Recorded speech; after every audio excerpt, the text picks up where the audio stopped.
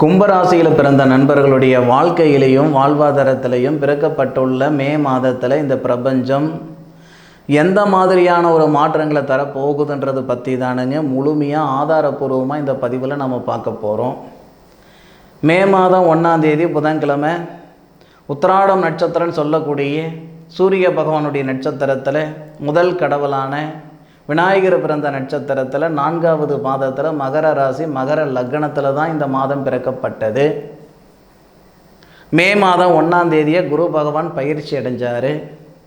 கும்பராசிக்கு 2வது பாவகத்துக்கு அதிபதி, குடும்பஸ்தானாதிபதி, தனஸ்தானாதிபதி, வாக்குஸ்தானாதிபதி, உடலஸ்தானாதிபதினு சொல்லக்கூடிய குரு பகவான், லாபஸ்தானாதிபதினு சொல்லக்கூடிய குரு பகவான் கும்பராசிக்கு 3வது பாவகத்தில் ஒரு வருட காலம் இருந்து 4வது பாவகத்துக்கு போன காலம் இந்த மே மாதம் 1ஆம் தேதி.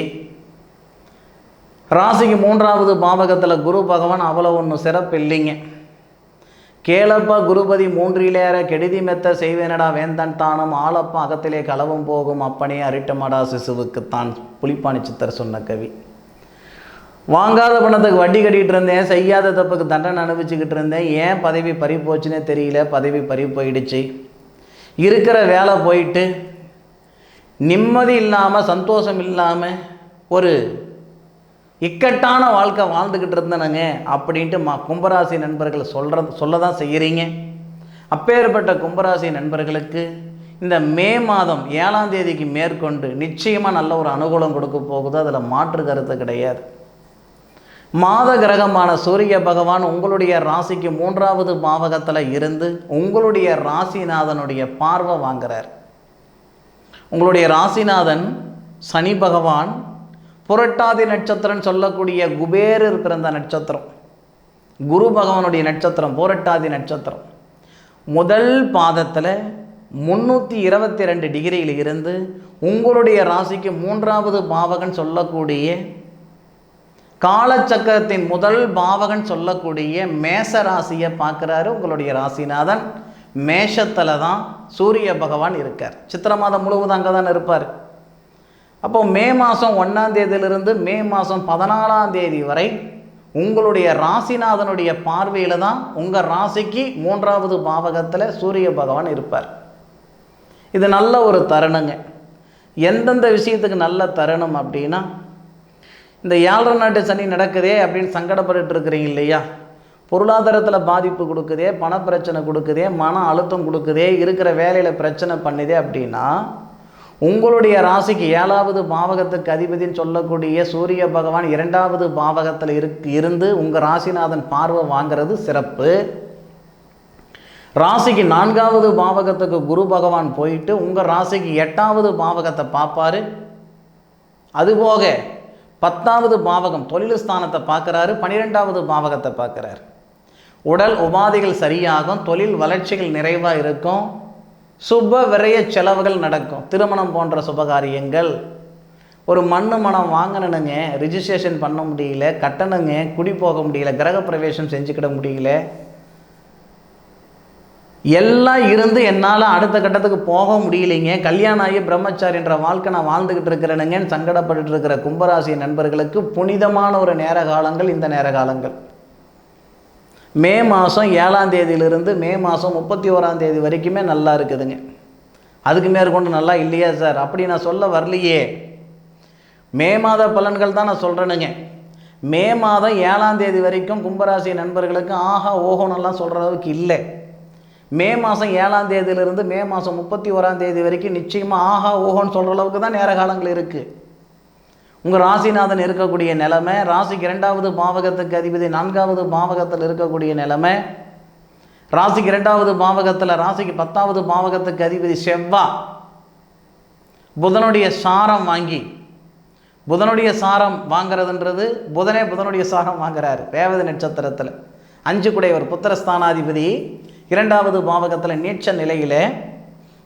இது கூட ஒரு நல்லது தானுங்க. 8 குடைய கிரகம் புதன் தான், 5 குடைய கிரகமும் புதன் தான். 8 குடையவர் 2வது பாவகத்தில் நீச்சம் அடைகிறார்.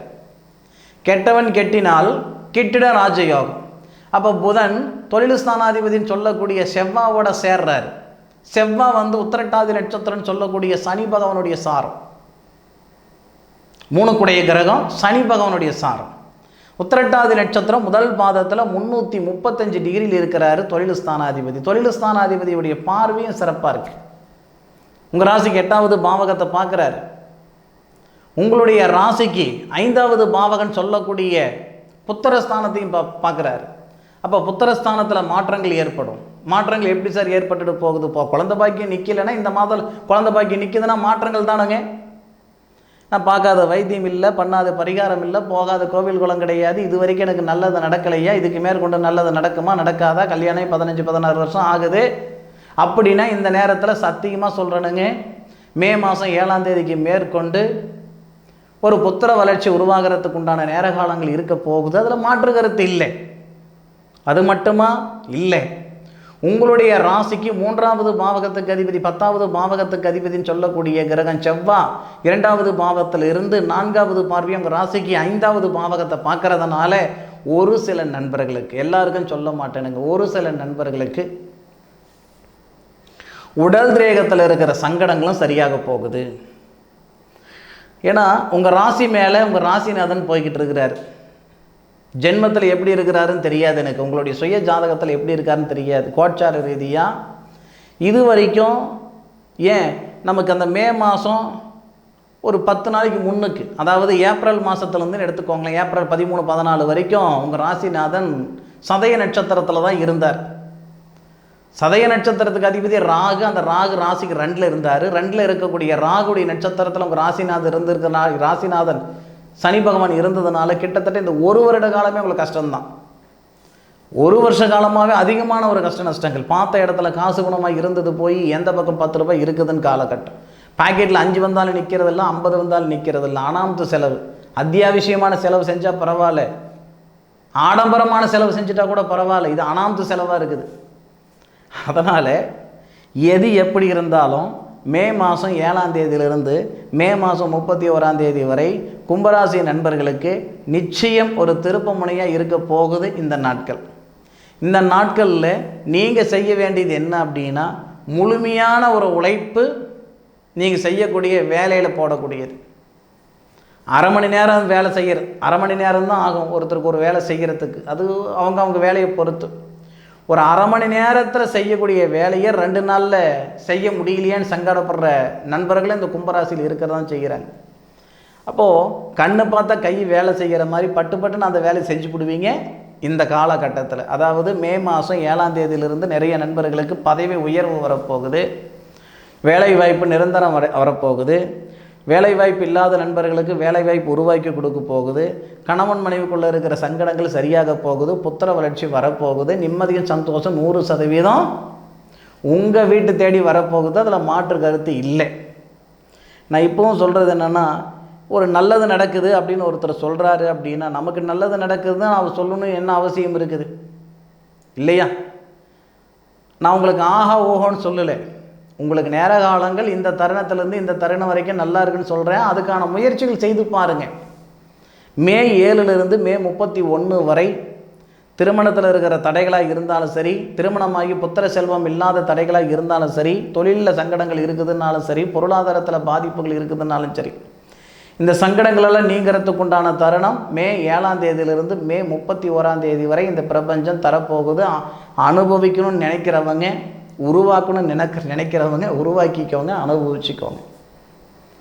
ஒருத்தர் இந்த பாதையில் போனால் நீங்கள் போகிற ஊர் வரும் அப்படின்னு சொல்லுவாங்க. அதுதான் வழிகாட்டி, வழியின் காட்டி.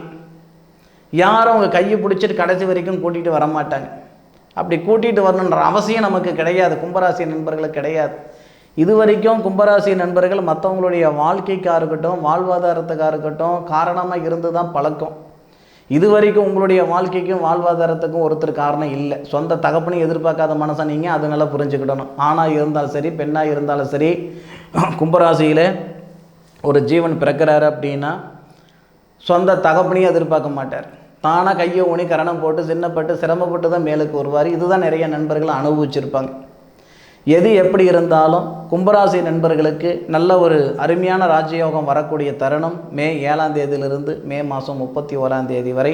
அனுபவித்து சொல்லுங்கள். அவசரப்பட்டு வார்த்தையை விட்டுட வேண்டாம். கமெண்ட்டில் இந்த மாதம் முடியறதுக்குள்ளார ஒரு சில மாற்றங்கள் நிச்சயமாக வரும். அன்னைக்கு இந்த காளிதாஸ் ஜோசிகாரர் சொன்னது சரியாக இருக்குதுங்க அப்படின்ட்டு மறுபடியும் கமெண்ட்டில் நீங்கள் சொல்கிற மாதிரி வரும். அதனால் இந்த மாதம் இறுதியில் உங்களுடைய கமெண்ட்டில் சொல்லுங்கள். அது வரைக்கும் இந்த வீடியோ சேவ் பண்ணி வைங்க. இந்த மாத இறுதியில் நம்ம வாழ்ந்த வாழ்க்கைக்கும் வாழ்ந்துக்கிட்டு இருக்கிற வாழப்போகிற வாழ்க்கைக்கும் மாற்றங்கள் வந்ததா வரலையான்றது அதன் பிறகு எனக்கு சொல்லுங்கள். காசாக பணமா வீடியோ பார்க்க போகிறீங்க, ஒரு வாரத்தில் டவுன்லோட் பண்ணி வைக்க போகிறீங்க. கரெக்டாக இந்த மே மாதம் 31 மேற்கொண்டு பாருங்கள். நான் சொன்ன விஷயம் சொன்ன நேர இடத்து சொன்னது தேதியில் வந்ததா வரலையான்றது அன்றைக்கி நீங்கள் சொல்லுங்கள். சரிங்களா? எது எப்படி இருந்தாலும் ஒரு விஷயம் மட்டும் புரிஞ்சுக்கோங்க. இந்த பிரபஞ்சத்துக்கு மீறிய ஒரு சக்தி கிடையாதுங்க. இந்த நேரத்தில் உங்கள் கண்ணில் படணுன்ற ஒரு விதி இருக்கிறதுனால தான், உங்களுக்கோ அல்லது எனக்கோ ஒரு விதி இருக்கிறதுனால தான் உங்கள் கண்ணில் பட்டிருக்கேன். இந்த தேதியில் இந்த வேலை செய்யுங்க அப்படின்ற ஒரு விதி இருக்கிறதுனால தான் என் வாயால் அந்த தேதி உங்களுக்கு வருது, அந்த பலன்கள் உங்களுக்கு வருது. கும்பராசி நண்பர்களுடைய நிச்சயம் வாழ்க்கையும் சரி வாழ்வாதாரமும் சரி சிறப்பாக இருக்க போகுது, மாற்று கருத்து இல்லை. கவனம் 7ஆம் தேதியிலிருந்து 31ஆம் தேதி வரைக்கும் சூப்பராக இருக்கும். என்னுடைய காணொலியை முழுமையாக பார்த்தமைக்கு மனசிலிருந்து மனமார்ந்த நன்றிகளை சொல்லிக்கிறேனுங்க. மீண்டும் அடுத்த ஒரு அற்புதமான தருணத்தில் உங்கள் அனைவரையும் சந்திக்கும் வரை உங்களிடமிருந்து விடைபெறுவது உங்கள் வீட்டு ஜோதிட நண்பனான மா காளிதாஸ் மணிகண்டன். திருச்சிற்றம்பலம். வாழ்க வையகம், வாழ்க வளமுடன்.